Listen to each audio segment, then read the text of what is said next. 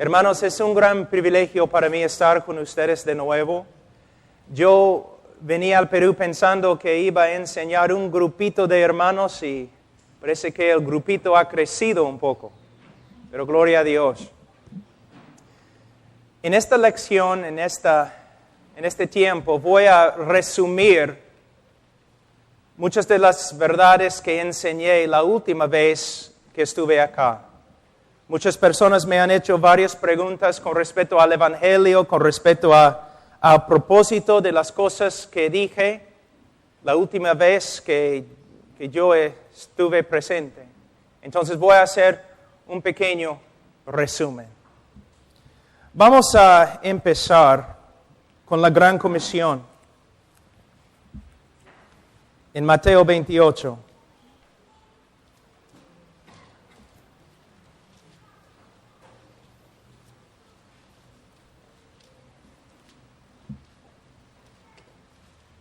En versículo 18, Jesús se acercó y les habló diciendo: Toda potestad me es dada en el cielo y en la tierra. Por tanto, id y haced discípulos a todas las naciones, bautizándolos en el nombre del Padre y del Hijo y del Espíritu Santo. Nosotros tenemos la responsabilidad de ir a todo el mundo y predicar el Evangelio. Pero tenemos que entender lo que es el Evangelio. Y no solamente debemos predicar el Evangelio, sino también tenemos que discipular a los conversos con el Evangelio y todo lo demás que se encuentra en las Escrituras. Muchas personas piensan que la obra misionera es enviar misioneros. No es. La obra misionera es enviar la verdad de Dios a través de misioneros. Podemos tener un montón de misioneros a través del mundo. Podemos tener cualquier cantidad de actividad.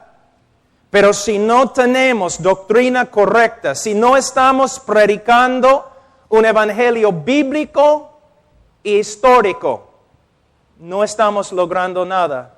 No estamos avanzando el reino de Dios. Voy a decir algunas cosas aquí hoy día y esta semana, y ustedes van a pensar, ¿con qué autoridad dice Pablo estas cosas? Hay un principio de la hermenéutica que es muy importante, que siempre debemos hacer nuestra teología en el contexto de la iglesia. ¿Qué significa? Cuando interpretamos la Biblia, vamos a decir, cuando interpretamos un texto de la Biblia, debemos usar las reglas de la gramática, tenemos que ser creyentes con el Espíritu Santo, por supuesto. Tenemos que considerar el contexto histórico y tenemos que luchar para lograr la interpretación correcta. Pero después de haber interpretado el texto, ¿qué debemos hacer? No somos una isla. La sabiduría no empezó con nosotros, no nació con nosotros y no va a morir con nosotros. ¿Cómo podemos saber de verdad que estamos interpretando la Escritura correctamente? Bueno, primeramente podemos hablar con los hermanos alrededor de nosotros, otros pastores. Pero hay un problema. Si solamente hablo con los pastores norteamericanos, quizás todos nosotros hemos sido influenciados bastante por nuestra cultura. Bueno, entonces también debo hablar con otros cristianos de otras culturas quizás. Sí, está bien, pero hay otro problema. Si solamente hablo con cristianos contemporáneos y si rechazo o no considero la historia de la iglesia, quizás todos nosotros estamos equivocados. Lo más sabio que puedo hacer después de interpretar un texto es comparar mi interpretación con la iglesia actual y también con la iglesia a través de la historia de la iglesia. Y si todas las iglesias a través de la historia del cristianismo están de acuerdo y no estoy de acuerdo con ellos, probablemente yo estoy equivocado. ¿No es cierto? Hay hombres que dicen, bueno, es lo que creo porque es lo que dice la Biblia. No, es lo que dice tu interpretación de la Biblia. Tú tienes que interpretar la Biblia, pero también tienes que comparar lo que has encontrado con los demás cristianos a través de la historia de la iglesia. Es el trabajo de un teólogo, es el trabajo de un pastor. Estudiar. Tengo una pregunta. No estoy esperando ninguna respuesta, es una pregunta. Pastores, ¿cuánto tiempo están estudiando la Biblia cada día? No solamente para preparar mensajes, sino para crecer en el conocimiento de Dios. Hay muchos que van al seminario, a un instituto bíblico, y después de graduarse del seminario ya tienen toda la verdad y no tienen que estudiar más. O solo tienen que estudiar para crear y formar sermones.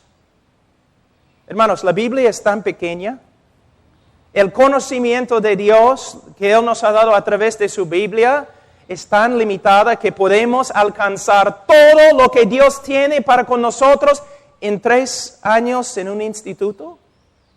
Y muchas veces también salimos creyendo lo que el instituto nos enseñó.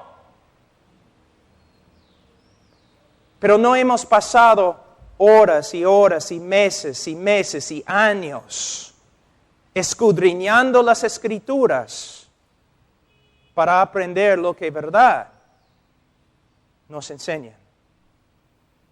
En el día de hoy, casi la mayoría de los problemas que encontramos en cristianismo tienen una sola fuente. Los obreros de Dios llenan sus vidas con actividad y ministerio, pero no pasan tiempo con el Señor en la palabra del Señor. Muchas veces somos como loros. Repetimos lo que hemos escuchado de otros, en vez de escudriñar las Escrituras para ver si es así. Hermanos, mira, lo único que tenemos es la palabra de Dios. No podemos pelear contra el diablo, no podemos pelear contra el mundo, no podemos pelear contra la depravidad del hombre con opiniones nuestras y contemporáneas. La única arma que tenemos es la palabra de Dios y tenemos que estudiarla y usarla. Los hombres que han tenido, a través de la historia de la iglesia, los hombres que han tenido el impacto más grande han sido hombres que estudiaron la palabra de Dios horas y horas cada día. Y tú dices, sí, por supuesto, los teólogos, no. Hudson Taylor, de China, conocido como quizás el misionero más importante y exitoso en la historia de misiones modernas. Su fuente, la fuente de su éxito, la fuente del poder de Dios en su vida, su estudio de las Escrituras. Me mudé hace 1 año y medio a Alabama, de Illinois a Alabama, al sur de mi país, buscando una sola cosa. Yo tengo 3 hijos. Su necesidad más grande es la verdad de Dios. Me mudé, busqué una iglesia donde el pastor, su trabajo principal es estudiar la palabra de Dios todos los días. Hay una regla. Él no debe estar en la iglesia ministrando, haciendo un montón de cosas. Nosotros necesitamos un hombre que cada domingo en la mañana y cada domingo en la noche va a pararse ante miles de personas y predicar la Biblia. Porque ha pasado 20, 30 horas en el estudio de la Escritura. Necesitamos la palabra de Dios. Pero la mayoría de los pastores en el día de hoy están corriendo por todos lados. Los que trabajan en misiones, los que tienen ministerios, todos están ocupados haciendo un montón de cosas. Pero ¿qué necesita la gente? Necesita la palabra de Dios. Y si la gran comisión va a avanzar a través de hombres y mujeres que conocen a Dios a través de su palabra, que conocen muy bien lo que es el Evangelio y lo prediquen bíblicamente y claramente. Es un llamado a dejar a un lado todas las actividades y dedicarnos al estudio de la palabra de Dios. ¿Para qué? Cuando abremos la boca para testificar, cuando abremos la boca para aconsejar, la palabra de Dios salga y no las opiniones de los cristianos contemporáneos llenos de psicología y no de la palabra de Cristo. Ahora, el Evangelio. Tenemos que predicar el Evangelio, por supuesto. Una vez, algunos profesores doctorados me invitaron a un seminario y me dijeron, Pablo, nosotros quisiéramos que tú entrevistes 18 hombres que van a salir con su maestría. 18 hombres que van a salir con su maestría. Una sola pregunta. Pregúntales qué es el Evangelio. Son hombres no saliendo de un instituto bíblico, no de una universidad. No, están saliendo de la universidad con su maestría. Iban a salir y predicar el Evangelio. Mi pregunta, ¿qué es el Evangelio? De 18 hombres, solamente uno tenía alguna idea de lo que era el Evangelio. Tú dices, pero caramba, ¿qué están enseñando en los Estados Unidos entonces si no están enseñando el Evangelio? Mi pregunta es, ¿qué es el Evangelio para ti? ¿Qué tipo de Evangelio predicas tú? ¿Dios te ama y tiene un plan maravilloso para tu vida? ¿Es el Evangelio que predicas? Porque no es el Evangelio de Cristo. No es el Evangelio del apóstol Pablo. ¿Tu Evangelio, qué tipo de Evangelio predicas? ¿Usas preguntas como, ¿quieres ir al cielo? ¿Quieres tomar tu decisión? ¿Quieres repetir una simple oración conmigo? ¿Es tu Evangelio? Entonces no estás predicando el Evangelio de Cristo. Ni del apóstol Pablo, ni de Spurgeon, ni de los teólogos a través de la historia de la iglesia. Estás predicando un Evangelio contemporáneo que no tiene poder. Y por esta razón muchos de los conversos en tu ministerio caminan como carnales en la calle. ¿Qué es el Evangelio?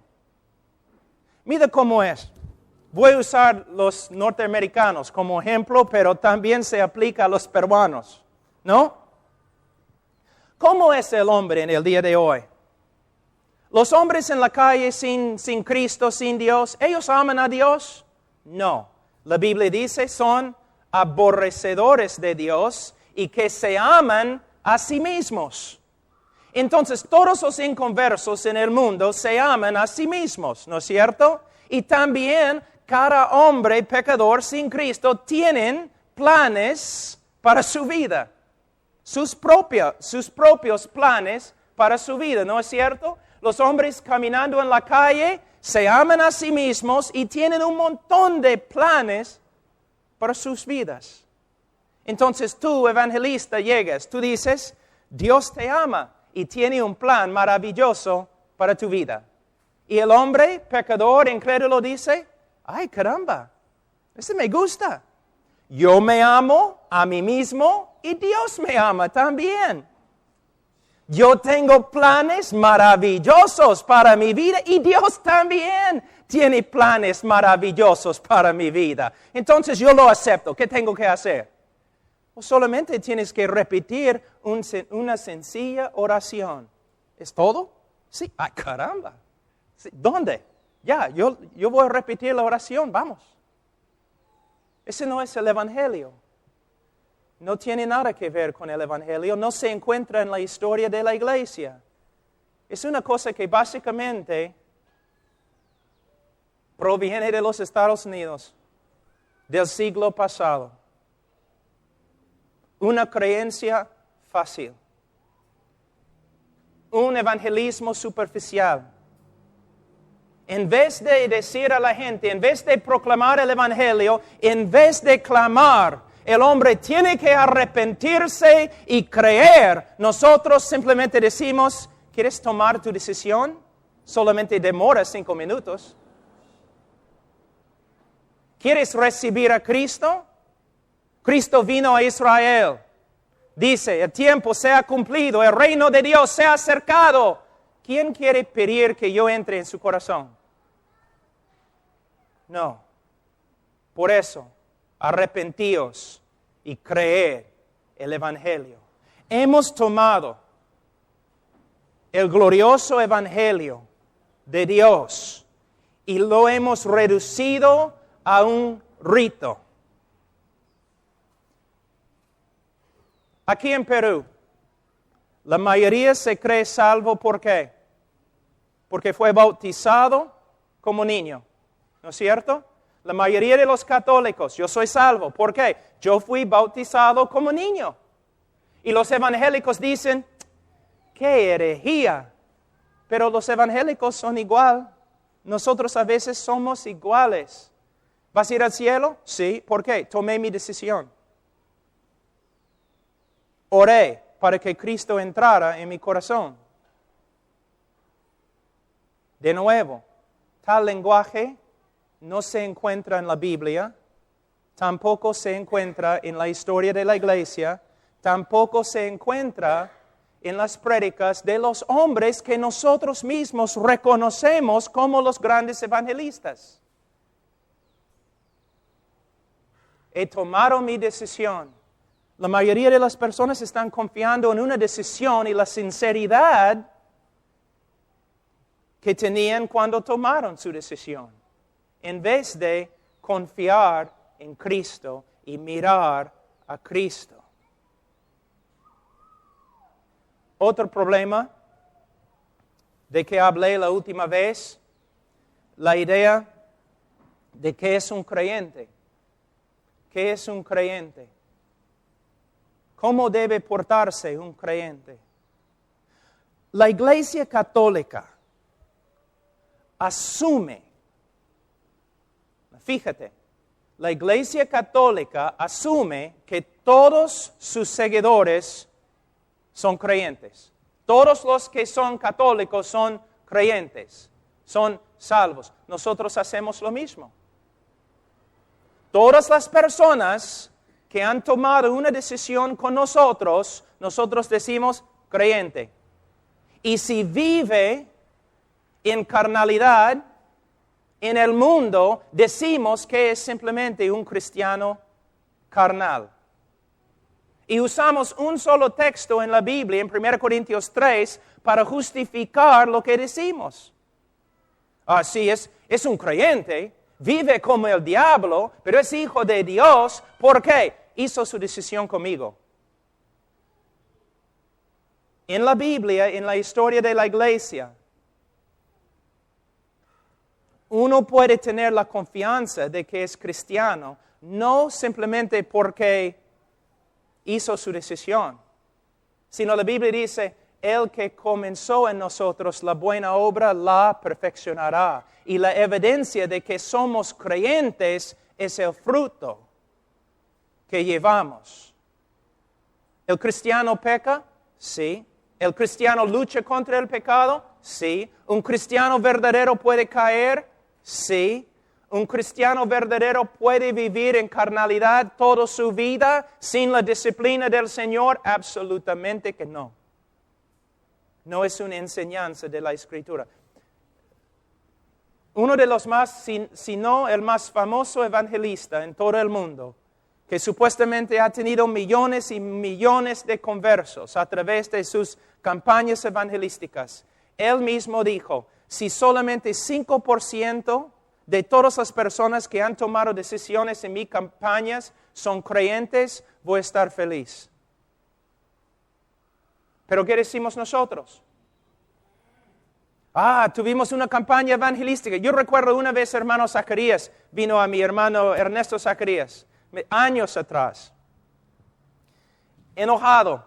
Dijo, nunca voy a tener una campaña evangelística en mi iglesia, jamás.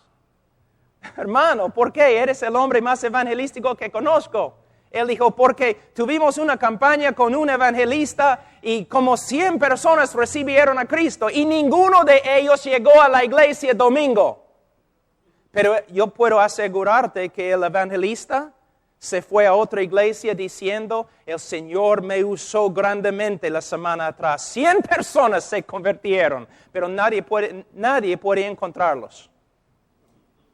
Mira cuán superficial es nuestra manera de evangelizar. O yo escucho evangelistas a veces diciendo, ahora es el tiempo de invitación, nadie debe moverse, todos deben mirarme, tú puedes interrumpir la obra del Señor, tenemos que estar allí callados, si no vamos a causar problemas y nadie va a recibir a Cristo. ¿Cuántos quieren a Cristo? Levantan la mano, yo veo tu mano, pasa adelante. Hacemos un montón de cosas que no se encuentran en la Biblia. El resultado, podemos escribir en nuestros informes que un montón de personas se han convertido, pero no podemos encontrar ninguno de ellos. O de 100 hay uno.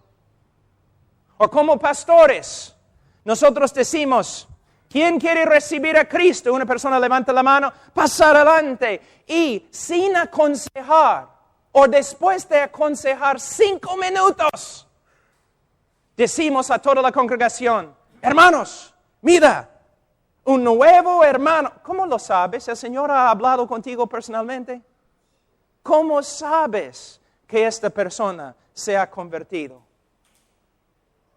Después de aconsejar a la persona 5 minutos, como el Papa, lo declaramos salvo y jamás hablamos con él, nunca más hablamos con él acerca de su salvación. Y si sale y vive como el diablo, decimos, mira, eres cristiano, debes vivir de otra forma. ¿No sería mejor, si una persona pasa adelante, no sería mejor decir, gloria a Dios, parece que el Señor está obrando? He hablado algunos minutos con nuestro amigo aquí y él ha confesado a Cristo como su Señor y Salvador. Si de verdad ha creído en Cristo, es salvo. Pero en esta iglesia nosotros amamos a las almas. Entonces vamos a aconsejar, vamos a pasar tiempo con él, vamos a pasar por el libro de 1 de Juan, vamos a estar hablando, aconsejando, enseñando a esta persona para que venga a una seguridad bíblica de su salvación. Es una diferencia entre un ministerio superficial y un ministerio bíblico. El mero hecho que un hombre ha levantado la mano no significa nada. El mero hecho que una persona ha tomado una decisión no significa nada. Mira cómo hacemos el evangelio en el día de hoy. Hay un incrédulo y queremos testificarle, ¿no? Señor, ¿te das cuenta que eres pecador? Si él dice sí, entonces la segunda pregunta, ¿quieres ir al cielo? Si él dice sí, entonces tercera pregunta, ¿quieres orar y pedir a Cristo que entre en tu corazón? Si él dice sí, entonces oramos y él repite nuestra oración y después preguntamos, ¿fuiste sincero cuando oraste? Y si él dice, creo, entonces eres salvo. Y si el hombre dice, pero no estoy seguro, nosotros decimos, por supuesto eres salvo porque Cristo ha prometido, si le pides, Él va a entrar en tu corazón, tú le has pedido, Él ha entrado. Por fe tienes que creer que has creído. Pregunta, ¿es el Evangelio? Vamos a examinar un ratito. Señor, ¿sabes que eres pecador? Si Él dice sí, no necesariamente significa nada. Pregunta al diablo si sabe si es pecador. Señor diablo, ¿eres pecador? Soy el mejor pecador, el peor pecador.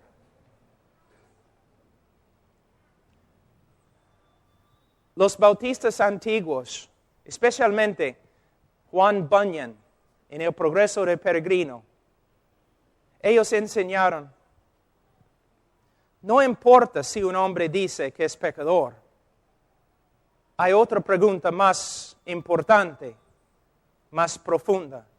Señor, desde que has escuchado el Evangelio, el Señor ha obrado en tu corazón de tal forma que el pecado que antes amaste, ahora aborreces. Dios ha hecho algo en tu corazón, Señor. Hay arrepentimiento. Ahora ves el pecado de una forma diferente. El pecado que antes amaste, ahora puedes decir que Dios ha obrado en tu corazón para que ahora aborrezcas este mismo pecado. Una obra sobrenatural del Espíritu Santo obrando en el corazón de un hombre muerto. Una resurrección, algo que un evangelista no puede manipular. Una obra que no requiere canciones especiales o luces bajas. Señor, ¿qué ha hecho Dios a ti? ¿Te ha dado un corazón nuevo? ¿Un corazón que tiene vergüenza del pecado? ¿Un corazón quebrantado? ¿Un corazón ahora que aborrece el pecado que antes amó? Si una persona dice, sí, soy pecador, preguntamos, ¿quieres ir al cielo? ¿Y quién no? Una vez una persona te ha dicho, no, me gustaría ir al infierno. Hermanos, todos quieren ir al cielo. Todas las teorías del gobierno, teorías económicas, sociales, tienen que ver con el deseo del hombre de ir al cielo. Hermanos, en las Filipinas, en las islas, allí en Asia, una vez yo estaba ahí y después de cosechar el arroz, los campesinos también en el norte acá, ¿no? Especialmente en la selva, departamento Amazonas, cuando cosechan el arroz, ¿qué hacen? Prenden fuego al campo, ¿no es cierto? Van a quemar todo el campo. ¿Y qué pasa cuando el campo se quema? Las víboras salen rápidos, ¿no es cierto? Pero cuando salen todavía son víboras. No han cambiado. Si tú preguntas a un hombre, ¿quieres ir al cielo? El peor hombre del mundo, el hombre más egoísta del mundo va a decir, por supuesto, porque quiero lo mejor para mí. Yo no quiero sufrir. Yo quiero estar en un lugar lindo, hermoso. Entonces, cuando tú preguntas a una persona, ¿quieres ir al cielo? Y si él dice sí, no significa que Dios ha obrado en su corazón. Solamente quiere salvar su propia piel.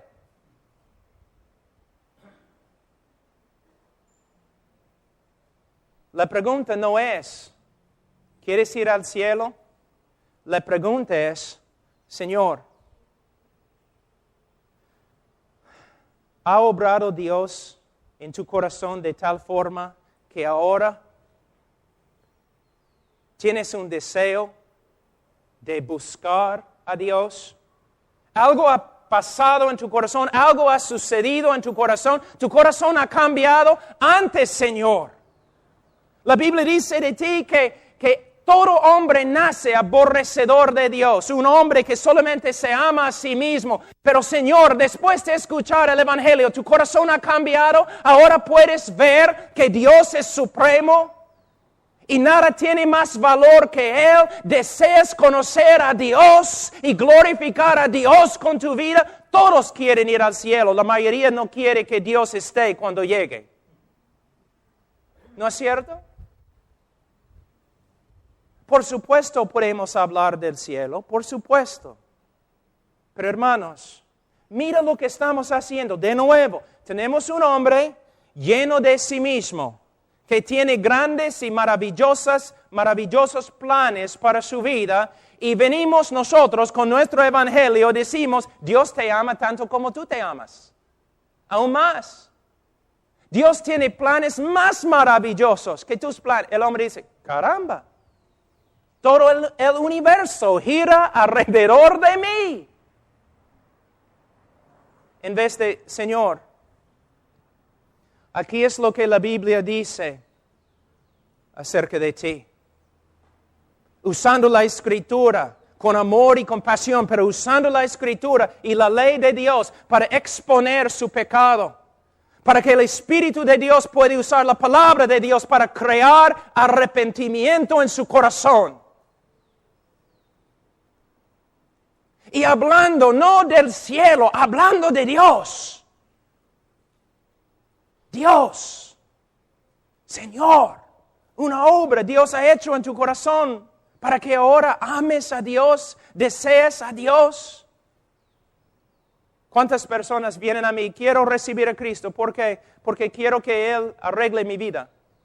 Es lo que predicamos en el día de hoy. Debes venir a Cristo. ¿Por qué? Porque Él puede arreglar tu vida. No tienes dinero, Él puede darte dinero. Estás enfermo, Él puede sanarte. Tu familia está mal, Él puede arreglar todo. No debes venir a Cristo porque Cristo es digno. Porque Él te creó. Él es el Señor del universo. Él es merecedor de toda alabanza y gloria. Aún los que van al infierno deben adorar a Cristo porque Él es digno. El hombre no es el centro del universo y tampoco es el centro del Evangelio. Dios y su Cristo es el centro del Evangelio. Pero tenemos un Evangelio totalmente humanista. Humanista. Dios te ama. Y Dios tiene un plan maravilloso para tu vida. Si una persona dice, sí, quiero ir al cielo, entonces decimos, entonces, ora esta sencilla oración conmigo. En el libro de Hechos, en alguna parte, se usa este método. Jesús una vez usó este método.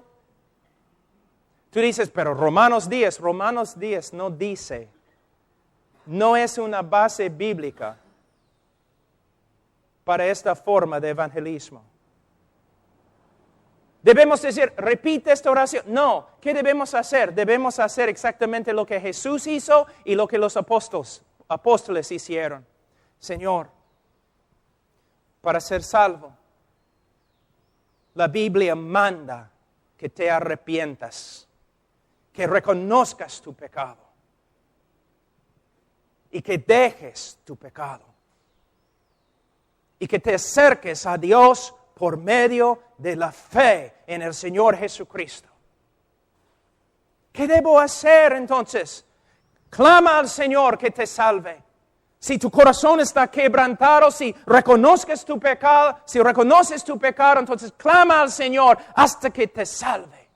¿Sabe qué? Algunas personas se ponen de rodillas y así se levantan. Caramba, el Señor me ha salvado. El Señor me ha salvado. Algunas personas tienen que luchar y pelear meses. ¿No es interesante que casi todas las personas que han recibido a Cristo contigo lo han hecho en algunos minutos? Pero a través de la historia encontramos hombres a veces sufriendo tanto bajo la convicción del pecado, clamando al Señor, sálvame, sálvame, buscando al Señor en la Escritura, meses y meses, y un día el Señor los salva.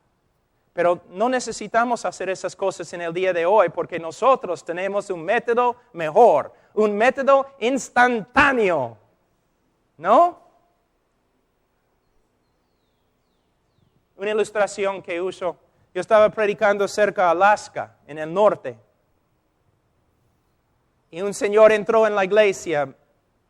Cuando empecé a predicar, él entró. Una montaña, un hombre bien grande, de como 65 años por ahí. Entró, una cara tan triste.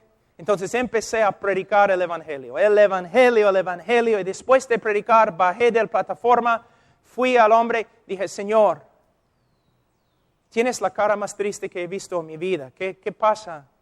Y él sacó algunos rayos X y me dijo, acabo de venir del hospital, voy a morir en 3 semanas. El médico me dijo, tengo 3 semanas. Yo le dije, Señor, yo te prediqué el Evangelio. ¿Entendiste? Él dijo, sí, entendí. ¿Qué habrías hecho tú? Entonces, ¿quieres repetir esta oración conmigo? Pero él dijo, sí, entiendo. Un niño puede entender. ¿Pero es todo?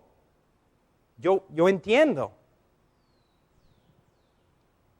Pero no he cambiado con respecto a mi pecado. No he cambiado, no tengo ningún deseo de seguir a Dios, solamente voy a morir. Entonces, lo único que tengo que hacer es repetir esta oración. Señor, tú tienes 3 semanas, yo tengo una noche acá y voy a regresar a los Estados Unidos. Voy a cancelar mi vuelo y vamos a sentarnos acá hasta que mueras o hasta que vengas a conocer a Cristo. ¿De dónde viene la fe? ¿De dónde? Entonces empezamos en el Antiguo Testamento. Promesa tras promesa tras promesa. Romanos 1 a 3, capítulos 1 y 3, hablando del pecado y la seriedad del pecado como una abominación ante Dios. Poco a poco, el hombre dice, sí, veo mi pecado. Soy un hombre horrible. Siempre he sido un hombre muy físico. He golpeado a otros hombres. Puedo ver mi pecado ante Dios. Ya, continuamos. Más y más y más. Promesa tras promesa. Después de algunas horas, yo le dije, Señor, una vez más, vamos a leer Juan 3:16. Y él dijo, bueno, está bien. Entonces empezó a leer así con la Biblia, ¿no? Sobre sus rodillas, leyendo, y él dijo, bueno, porque de tal manera amó Dios de ahí empezó así, a temblar. Oh, Pablo, mis pecados no hay. Señor, me perdonó. Me ha dado vida eterna. Voy a morir, pero no voy a morir. Voy a ir al cielo. El Señor me ha salvado. Yo le pregunté, ¿cómo sabes, Señor? Y él dijo, Pablo, ¿nunca has leído este texto? ¿Qué pasó? Yo te digo lo que pasó. Lo que no puede pasar en tu ministerio.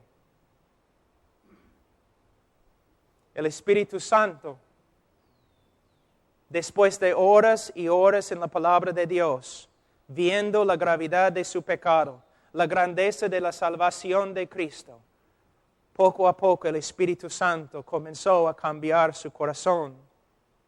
Una obra sobrenatural. Yo no tenía que decirle, eres salvo porque repetiste una oración. El Espíritu Santo le dijo, eres salvo. Por medio de la palabra de Dios. Si tienes un método de evangelismo, un libro que dice método de evangelismo, para mí va a la basura. Método de evangelismo. Métodos, métodos. ¿Por qué necesitamos métodos? Porque no tenemos el poder de Dios. Y no tenemos el poder de Dios porque estamos usando métodos y nos hemos olvidado de la palabra de Dios. Los fariseos usaron la palabra de Dios para hacer a sus discípulos. Pero Jesús dijo que sus discípulos eran hijos del infierno. ¿Cuántos de nuestros discípulos son nada más que hijos del infierno? Se dicen creyentes, pero nunca viven como creyentes.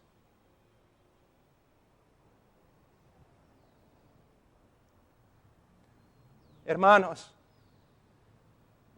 ¿cuántos católicos van a morir este día y van a entrar en el infierno porque una autoridad religiosa les ha dicho que son salvos?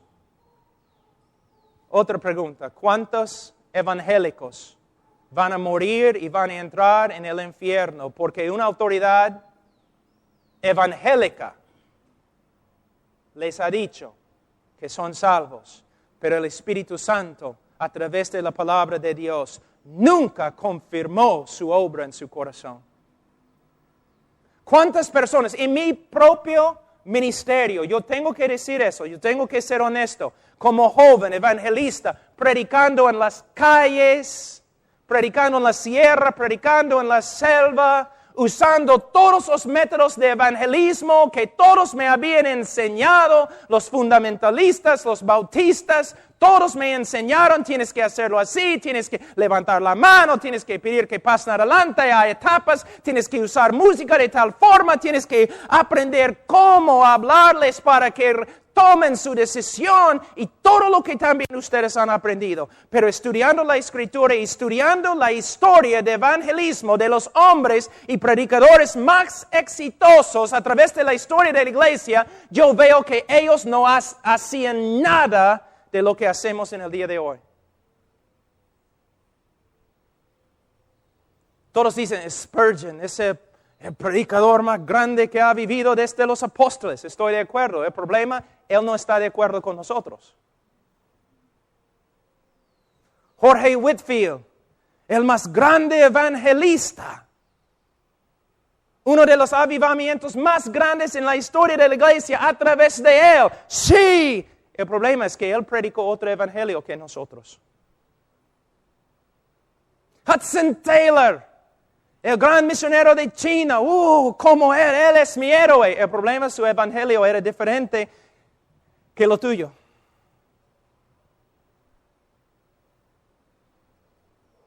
Jorge Mueller, el hombre de fe en Inglaterra, él ayudó 10,000 huérfanos.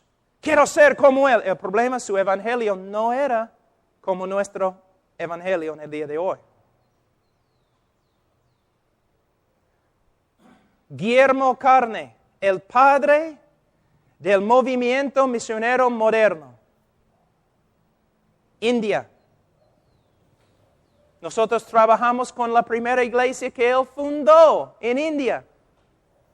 Quiero ser como él, pero hay un problema. Su evangelio era diferente que el evangelio que predicamos en el día de hoy. Era un evangelio basado en la palabra de Dios. Un evangelio que no podía avanzar por medio de métodos de manipulación y psicología. Era un evangelio que dependía totalmente del Espíritu Santo. Si el Espíritu Santo no regenera tu corazón, yo no puedo hacer nada contigo. Yo solo puedo predicar. A veces, hermanos, la manera en que yo he predicado antes, cuando yo era joven, como un payaso. ¿No? En una campaña vamos a tener un montón de cosas para traer a la gente, vamos a tener payasos, vamos a tener música, vamos a tener cantantes especiales y vamos a tener predicadores elocuentes y todo lo demás. Todo eso no puede levantar a los muertos. Y los hombres incrédulos son muertos. Ahora, ¿cómo veo la prédica evangelística? Como Ezequiel. Ezequiel, ¿estos huesos vivirán?